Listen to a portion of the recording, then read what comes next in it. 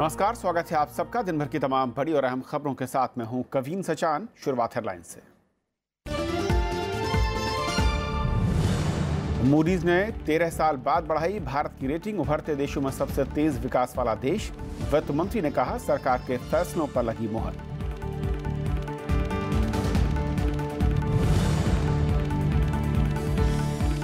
भारत में प्रधानमंत्री नरेंद्र मोदी की बढ़ी साख, अमेरिकी रिसर्च सेंटर प्यू का सर्वे, लोगों ने की नोटबंदी की तारीफ।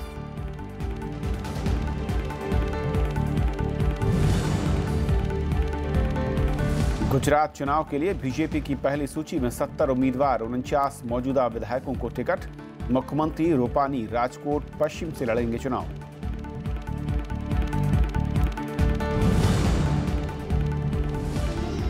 दिल्ली में निर्माण कार्यों की इजाजत, औद्योगिक गतिविधियों पर रोक बरकरार। एनजीटी ने दिल्ली और पड़ोसी राज्यों से प्रदूषण कम करने का मांगा एक्शन प्लान।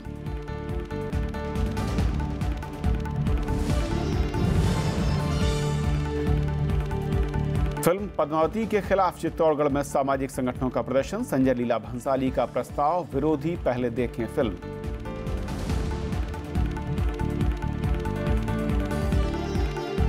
और आइए देखते हैं पहली खबर।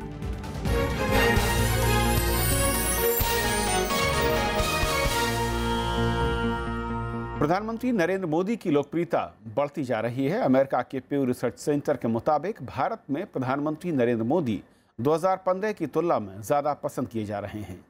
लोगों का नोटबंदी में परेशानी के बाद भी प्रधानमंत्री पर भरोसा बढ़ा है। हालांकि लोगों को देश में अपराध और आतंकवाद पर चिंता सता रही है और सरकार से और सख्ती की उम्मीद भी है। वॉशिंगटन डीसी स्थित सर्वे एजेंसी प्यू रिसर्च सेंटर ने प्रधानमंत्री नरेंद्र मोदी को लेकर सर्वेक्षण किया है। इसमें कहा गया है कि 3 साल के शासन के बाद भी भारत में प्रधानमंत्री नरेंद्र मोदी को चाहने वाले बढ़े हैं। 88% लोगों ने प्रधानमंत्री नरेंद्र मोदी पर भरोसा जताया है, यानी हर 10 में से 9 लोग प्रधानमंत्री को पसंद कर रहे हैं, जबकि 2015 में 10 में से सिर्फ 7 लोग ही उन्हें पसंद करते थे। One is the continued strong favorability of the Prime Minister. 88% of the public have a favorable view of the Prime Minister 3 years into his 5-year tenure. And secondly, that there is an increasing belief that the direction of the country is going in the right direction. 70% say that now. यह सर्वे नोटबंदी के 1 साल के भीतर 21 फरवरी से 10 मार्च 2017 के बीच किया गया था। सर्वे में पाया गया कि नोटबंदी के दौरान लोगों को नकदी की परेशानी तो हुई, लेकिन वे इसे सही फैसला बताते हैं और नरेंद्र मोदी की लोगों के बीच लोकप्रियता बढ़ी है।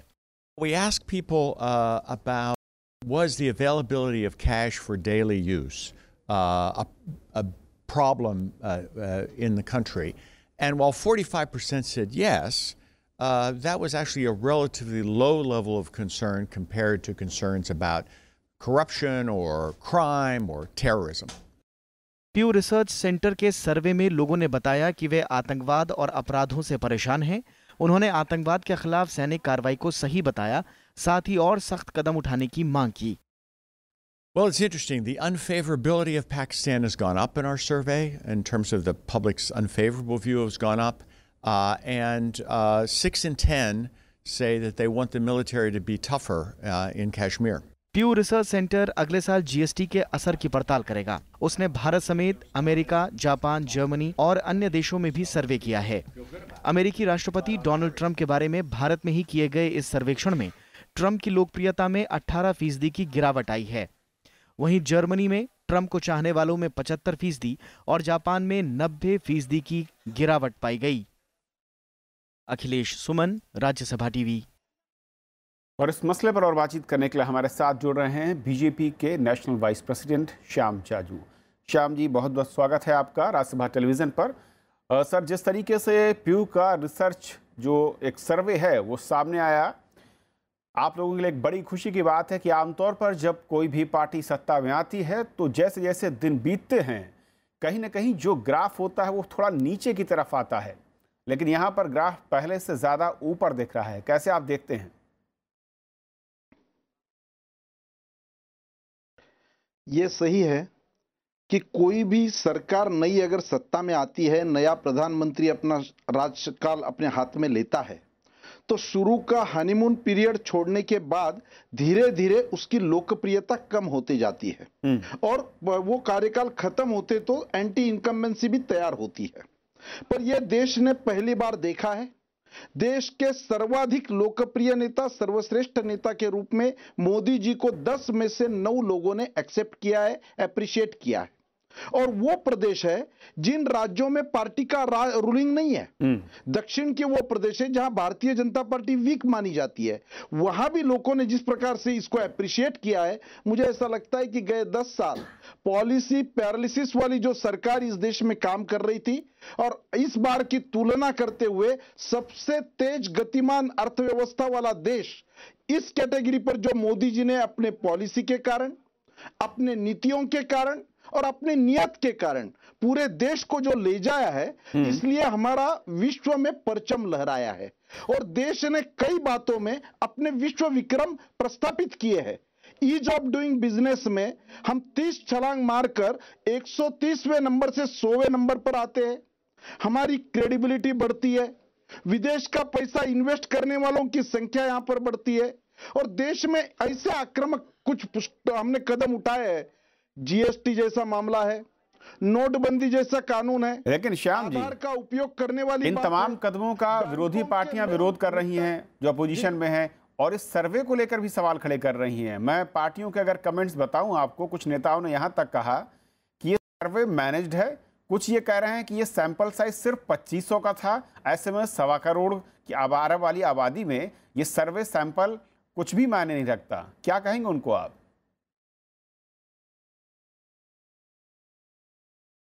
आर्थिक प्रगति जिस जिस नॉर्म्स पर मानी जाती है, ये सब आंकड़ों के आधार पर भी हम कह सकते हैं कि हिंदुस्तान ने नए नए विक्रम प्रस्थापित किए हैं। अब सवाल ऐसा रहा विपक्ष का, तो हर बात को अपना विपक्ष का चश्मा देखने से उनकी लोकप्रियता तो मोदी जी की कम नहीं होने वाली। एफडीआई का फ्लो बढ़ा है, विदेशी मुद्रा भंडार जो 294 बिलियन डॉलर तक था, 294, वो 400 क्रॉस कर दिया। अब इसको क्या सर्वे की जरूरत है? ये कई बातें ऐसे हैं। हमारा निर्यात बढ़ा है, हमारा निर्माण उद्योग के मामले में हम 6ठे पायदान पर आए जो 9वें पायदान पर थे। प्रति व्यक्ति आय हमारी बढ़ी है, ग्लोबल कॉम्पिटिटिव इंडेक्स में हमारी वृद्धि हुई है, निर्यात में वृद्धि हुई है, बिजली उत्पादकता बढ़ी है, हमने राजमार्ग बढ़ाए हैं, हमने नेशनल हाईवे का हमारा बढ़ा है। देश में आज तक जितना पैसा रेलवे में इन्वेस्ट हुआ था इंफ्रास्ट्रक्चर में, उसमें वृद्धि आई है। ये सब सॉफ्टवेयर निर्यात हमने किया है। 2 व्हीलर और मोटर्स के निर्माण में हमारी प्रगति हुई है। अब इसके लिए कोई सर्वे की जरूरत है क्या? ये सब नॉर्म्स अपने आप बता रहे हैं। लेकिन श्याम जी, एक जो कंसर्न है, जो चिंता है इस सर्वे में 4.2 था जी, उस सर्वे की एक बड़ी चिंता जो शायद सरकार के लिए चुनौती भी है और आप लोग शायद उसे चुनौती के तौर पर ले रहे होंगे, वो है अपराध और साथ ही साथ जिस तरीके से आतंकवाद के मसले पर है। जो सर्वे वो ये भी कह रहा है कि इस मसले पर लोग अभी संतुष्ट नहीं हैं। कैसे रोड मैप देखते हैं आप आगे का?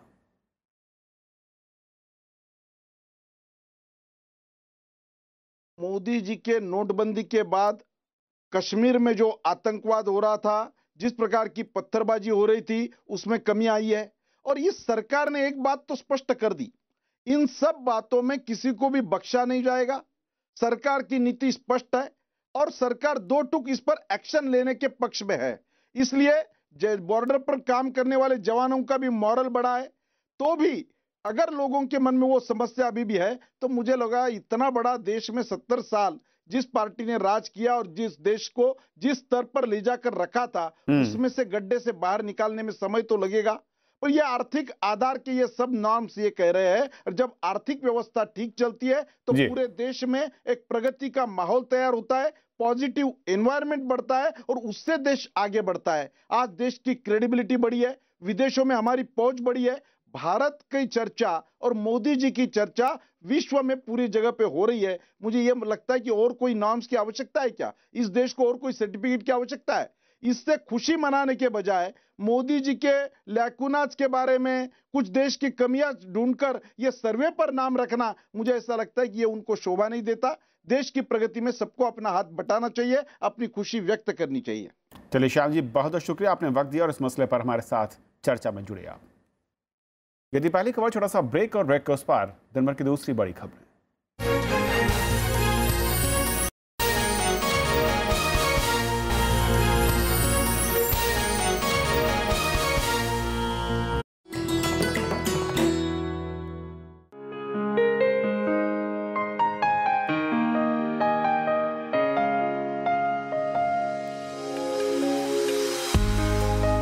जोसेफ रुडयार्ड किपलिंग, कवि, लेखक और पत्रकार, अंग्रेजी के पहले साहित्यकार जिन्हें मिला नोबेल पुरस्कार। दोस्तों के बीच गिग्गर नाम से मशहूर किपलिंग ने लिखी कई कविताएं, कहानियां और उपन्यास। बच्चों के बीच खासे लोकप्रिय हैं उनके मोगली, शेर खान और बघीरा जैसे किरदार। अब तक के सबसे युवा नोबेल विजेता किपलिंग है, किम और जंगल बुक सरीख की बेमिसाल कृतियों के रचनाकार।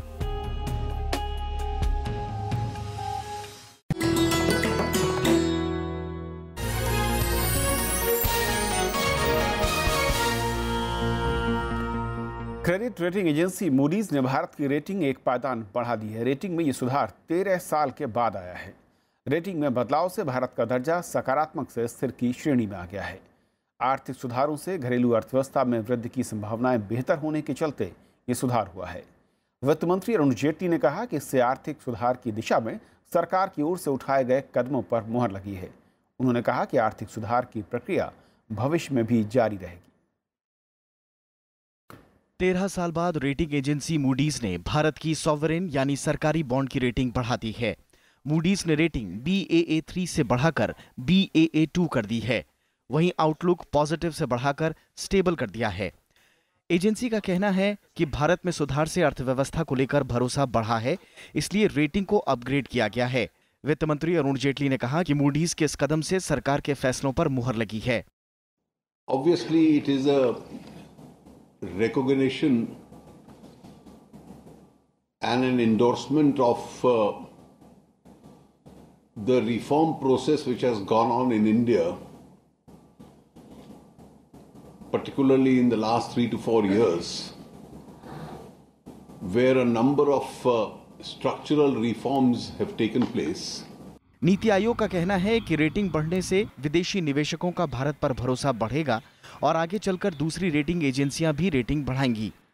वित्त मंत्रालय में मुख्य आर्थिक सलाहकार अरविंद सुब्रमण्यन ने फैसले का स्वागत करते हुए कहा कि इसकी बहुत पहले से अपेक्षा थी। उन्होंने कहा कि दूसरी एजेंसियों के आकलन में भी भारत की साख बेहतर होगी। But I think we also need to keep all these things in perspective. I think the government is going to do what it has to do on the domestic front, employment growth, economic growth, reviving investment, and so on. And as for what the other investment ratings agencies will do, I had said that the rating agencies were not being consistent between India and China. Let's hope they're not inconsistent amongst each other. Moody's ने GST और नोटबंदी की तारीफ की है। Agency का कहना है कि जीएसटी जैसे सुधार ने राज्यों के बीच व्यापार की रुकावटों को दूर किया है। इसके अलावा मौद्रिक नीति ढांचे में सुधार, बैंकों के एनपीए में कमी लाने के लिए उठाए गए कदम, नोटबंदी जैसे सुधार महत्वपूर्ण हैं। एजेंसी ने मार्च 2018 में खत्म हो रहे चालू वित्त वर्ष के दौरान विकास दर के 6.7% रहने की संभावना जताई है। वहीं 2019 में यह आंकड़ा 7.5% पर पहुंच जाएगा और 2020 के बाद इसमें और तेजी से इजाफा होगा। मूडीज का मानना है कि भारत में विकास दर उभरते देशों में सबसे ज्यादा रहेगी। Bureau report, Rajya Sabha TV. Bharat की रेटिंग में सुधार का असर शेयर बाजार पर भी दिखा। दिन के कारोबार में सेंसेक्स में 400 अंकों से ज्यादा का उछाल आया तो निफ्टी में करीब 130 अंकों की तेजी देखने को मिली। हालांकि बाद में मुनाफा वसूली हावी होती नजर आई। बीएसई का 30 शेयरों वाला सेंसेक्स 236 अंक की तेजी के साथ 33,343 पर बंद हुआ। वहीं निफ्टी 69 अंक की बढ़त के साथ 10,284 पर। मिड कैप और स्मॉल कैप शेयरों में तेजी रही और मिड कैप इंडेक्स 1% बढ़कर बंद हुए। Banking, auto, FMCG, metal, pharma, realty, consumer durable और पावर शेयरों में सबसे ज्यादा खरीदारी दिखी। प्रधानमंत्री नरेंद्र मोदी ने आज बुनियादी ढांचागत क्षेत्रों से जुड़ी योजनाओं की समीक्षा की, जिसमें आवास, कोयला, बिजली, ग्रामीण सड़क से जुड़ी योजनाएं शामिल थीं। करीब 2.5 घंटे की इस बैठक में प्रधानमंत्री कार्यालय, नीति आयोग और केंद्र सरकार के ढांचागत मंत्रालय के शीर्ष अधिकारी शामिल हुए। नीति आयोग की ओर से प्रेजेंटेशन में कई क्षेत्रों में बेहतर प्रगति की बात भी कही गई। अधिकारियों ने बताया कि प्रधानमंत्री ग्रामीण सड़क योजना के तहत करीब 1,45,000 बस्तियों में से 81% को सड़कों से जोड़ा जा चुका है और बाकी को निश्चित समय में सड़कों से जोड़ने का काम भी चल रहा है। इस दौरान प्रधानमंत्री को जानकारी दी गई कि मेरी सड़क मोबाइल ऐप पर शिकायतों का तेजी से निपटारा भी हो रहा है। प्रधानमंत्री ने निर्देश दिया है कि शिकायतों के हिसाब से तत्काल सुधार भी किए जाएं। उन्होंने अधिकारियों को ग्रामीण इलाकों में सड़क परियोजनाओं पर खास निगरानी रखने के निर्देश दिए। उपराष्ट्रपति वेंकैया नायडू ने आज कहा कि आरक्षण व्यवस्था में उन जातियों और समुदायों को तरजीह दी जानी चाहिए जो पिछड़े हैं लेकिन इसके फायदे से अब तक वंचित हैं। उपराष्ट्रपति ने दिल्ली में आज नेहरू मेमोरियल लाइब्रेरी में एक किताब के विमोचन के मौके पर यह बात कही। उन्होंने कहा कि संसद से कानून बनने की बजाय उसे सही तरीके से लागू करने से ही समाज में बदलाव आएगा। उपराष्ट्रपति ने समाज के कमजोर तबकों के लिए आवंटित बजट के सही और पूरे इस्तेमाल पर जोर दिया। पूर्व नौकरशाह PS कृष्णन की किताब social exclusion and justice in India में पिछड़े तबकों को मुख्यधारा में शामिल किए जाने की वकालत की गई है। The time has come. You should not touch reservation at all. Whatever quota is given to those communities, it should remain. And according to the increase of their population, it should also increase. That's very clear. But within that reservation, every community, caste, subcaste, subtribe, they should also get their share. That is the issue now. It cannot be done overnight. I do agree. It requires manthan. रक्षा मंत्री निर्मला सीतारमण ने Rafale सौदे पर विपक्ष के आरोपों को निराधार बताया है। उन्होंने कहा कि कांग्रेस के आरोप शर्मनाक। रक्षा मंत्री ने कहा कि एक पारदर्शी प्रक्रिया के बाद सौदे को अंतिम रूप दिया गया था। 36 राफेल विमानों के लिए अंतिम समझौते पर CCS की मंजूरी के बाद हस्ताक्षर हुए। उन्होंने बताया कि UPA सरकार 10 साल तक राफेल विमान के खरीद प्रस्ताव को रोके रही।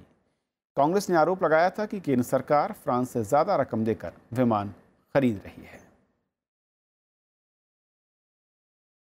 If anything, is politically motivated because they are unable to find any corruption allegation against this government. So just throw questions without even doing their fundamental homework on the topic. That's exactly what they've done.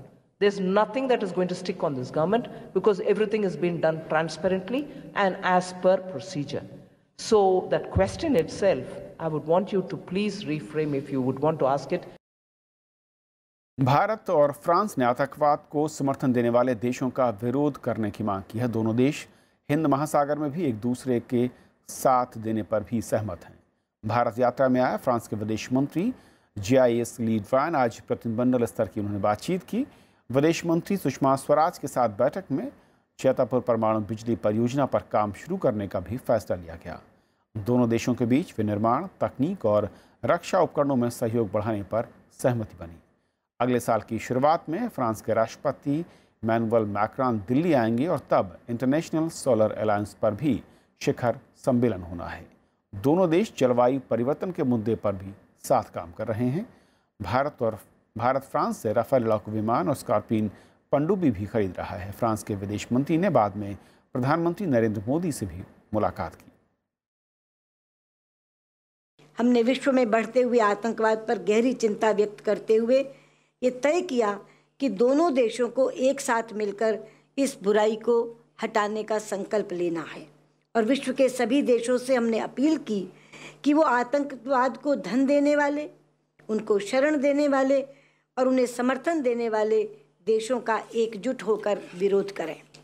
हमारे बीच technology and manufacturing partnership को गहन बनाने और साथ ही Bharat France military logistics coordination को मजबूत करने की जरूरत पर भी सहमति हुई है। गुजरात विधानसभा चुनाव के लिए बीजेपी ने आज उम्मीदवारों की पहली लिस्ट जारी कर दी। इसमें 70 सीटों पर उम्मीदवारों का ऐलान किया गया है। मुख्यमंत्री विजय रूपाणी को फिर से राजकोट पश्चिम से उम्मीदवार बनाया गया। वहीं उप मुख्यमंत्री नितिन भाई पटेल मेहसाणा सीट से मैदान में हैं। जीतू भाई वाघाणी को भावनगर पश्चिम सीट से टिकट मिला है। बीजेपी ने 49 विधायकों को फिर से मौका दिया है। कांग्रेस से बीजेपी में शामिल हुए 5 विधायकों को पहली सूची में जगह मिली है। बीजेपी की सूची में पहले दौर के लिए 45 और दूसरे दौर के लिए 25 प्रत्याशी घोषित किए गए हैं। चुनाव आयोग ने जेडीयू के चुनाव चिन्ह के मामले को सुलझा दिया है। आयोग ने नीतीश कुमार की अगुवाई वाली जेडीयू को चुनाव चिन्ह तीर देने का फैसला किया है। आयोग ने छोटू भाई अमर संघ वसावा की अपने खेमे को असली जेडीयू बताने वाली याचिका को खारिज कर दिया। आयोग ने यह भी कहा कि नीतीश के पास विधायकों का अच्छा समर्थन है। आयोग के इस फैसले से शरद यादव खेमे को झटका लगा है। कुछ महीने पहले बिहार में महागठबंधन टूटने के बाद दोनों खेमों में चुनाव चिन्ह को लेकर विवाद चल रहा था। जम्मू कश्मीर में लगातार तीसरे दिन पाकिस्तान ने संघर्ष विराम का उल्लंघन किया। पाकिस्तानी सेना ने पुंछ और जम्मू के जिलों में नियंत्रण रेखा पर सैन्य चौकियों और रिहायशी इलाकों को निशाना बनाया, जिसमें सेना का एक जवान घायल हो गया। भारतीय सेना ने इसका मुंहतोड़ जवाब दिया। वहीं सीमा पार से गोलीबारी को देखते हुए पुंछ जिले के सीमाई इलाकों के स्कूलों को आज बंद रखा गया। आतंकवादी संगठन में शामिल होने वाले कश्मीर के फुटबॉल खिलाड़ी माजिद इरशाद खान ने सरेंडर कर दिया है। उनसे कुछ दिन पहले ही लश्कर तैयबा का उन्होंने दामन थामा था। आज सेना और जम्मू कश्मीर पुलिस ने माजिद के इस फैसले को बहादुरी वाला कदम बताया और भरोसा दिलाया कि वो दोबारा अपनी आम जिंदगी में वापस आ जाएंगे। मुख्यमंत्री ने भी इसकी सराहना करते हुए लिखा कि मां का प्यार जीत गया। माजिद के परिवार और दोस्तों ने सरेंडर करने के लिए उस पर दबाव बनाया था। घाटी में सोशल मीडिया पर एक बड़ा अभियान भी चलाया गया था। राष्ट्रीय हरित अधिकरण यानी एनजीटी ने दिल्ली में निर्माण गतिविधियों पर लगी रोक हटा दी है। औद्योगिक गतिविधियों पर रोक बरकरार रहेगी। ट्रकों के प्रवेश की भी अनुमति दे दी गई है। एनजीटी ने इनके परिचालन पर कड़ी नजर रखने को कहा है। वायु प्रदूषण को नियंत्रित करने के लिए दिल्ली सरकार की ओर से किए जा रहे प्रयासों को जारी रखने का निर्देश दिया गया है।